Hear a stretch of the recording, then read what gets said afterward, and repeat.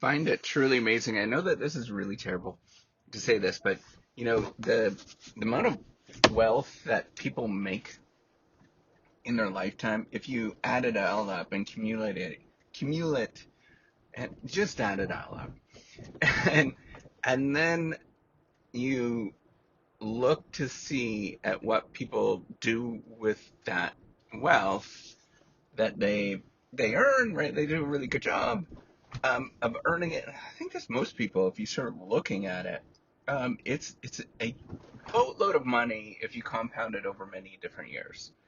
Um, but then on top of it, it's amazing the number of people that don't choose to reinvest it and then sort of shrug it off. Um, and say it's not necessarily that important and then reinvest it. And I know that like in the short term, people experience um, they experience the pain of it, but in the long term, if you do that and you kind of do it wisely in the sense that you just ignore it and you just look at ways to invest properly, which is relatively easy if you think about how one would do that. You invest in index funds and mutual funds and things like that. And you do that properly for a very long time, how much money that can add up and how much better off that you could do. There's like just very simple equations that, um, really simple equations that you can garner off the internet uh, that show these returns. But if we're not able to do this, and I know lots of people are going to complain about this. I know that lots of people get upset because they think that, that not everybody could do this. But if you were to look at this en masse, for a lot of people, we choose to live at the upper bound of society, of where we can actually go, right? I think there's tons of people that do this. Is where, imagine you had this sort of envelope, and the envelope was really stretched thin, you only had an extra $1,000, and you could choose to live on the lower end of that extra $1,000 and choose to say no to a lot of things. And that's what it comes down to, is choosing to say no.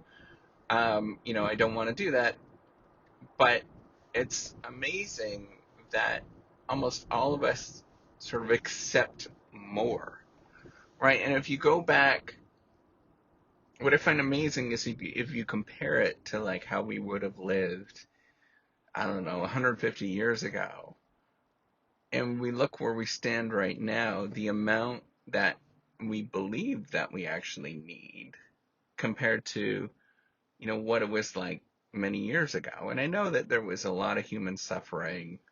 I know that things were not great. I'm very well aware of that, but I also think about this a lot as like, man, we live on often we live on far more than we actually make.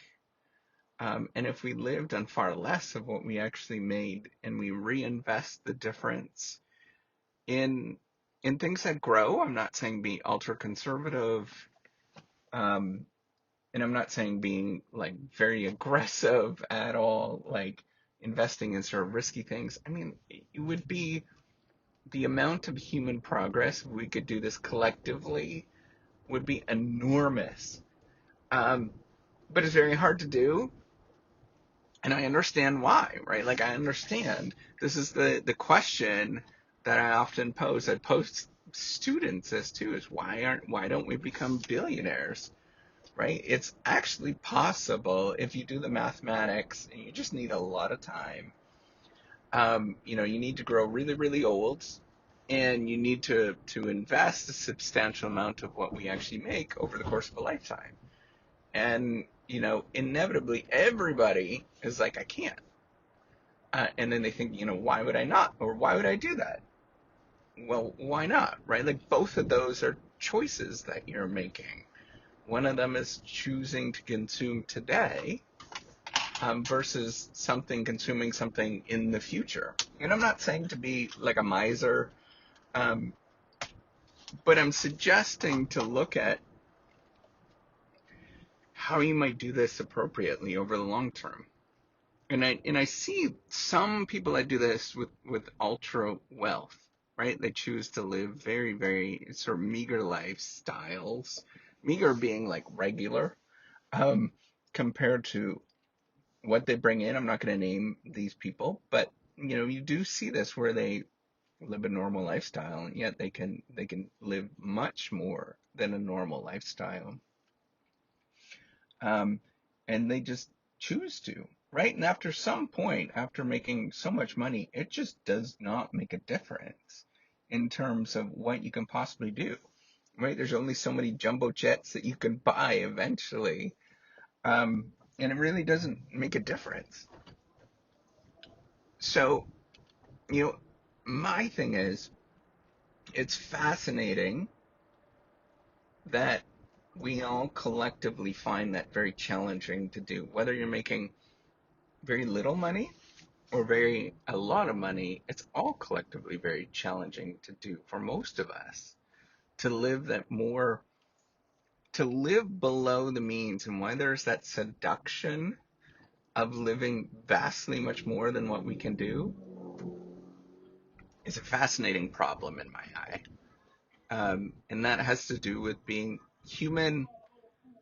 A lot of displays of who we are, in much the same ways as driving around in a bigger truck.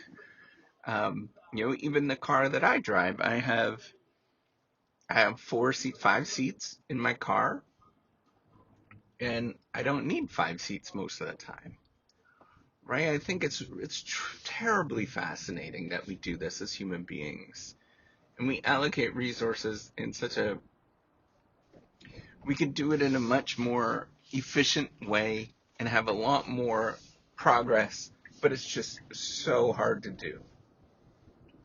And what drives that, no matter who you are and how much money you make, man, it's those human experiences. It is it is just being human that drives much of that. All right, take care and have a wonderful day.